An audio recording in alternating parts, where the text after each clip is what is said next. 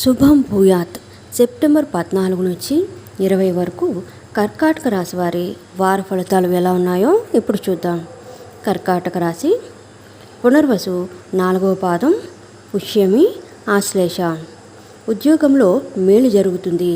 ఆత్మవిశ్వాసం ముందుకు నడిపిస్తుంది. లోతైన అధ్యయనంతో ఆలోచనలో స్పష్టత వస్తుంది. వ్యాపారంలో ఆరంభ శూరత్వం వద్దు. ఎవరిపైన పూర్తిగా ఆధారపడకండి. గతంతో పోలిస్తే ఆర్థిక పరిస్థితి కొంత మెరుగుపడుతుంది. ముఖ్య లావాదేవీల్లో మొహమాటానికి ఆస్కారం ఇవ్వకండి. కార్యక్రమాలు సకాలంలో పూర్తి చేస్తారు. గృహ నిర్మాణ యత్నాలు సానుకూలం. విద్యార్థులు ప్రతిభావంతులుగా గుర్తింపు పొందుతారు. రాని బాకీలు సైతం వసూలవుతాయి. వ్యాపారులకు పెట్టుబడులు అందుతాయి. ఉద్యోగులకు ప్రశంసలు.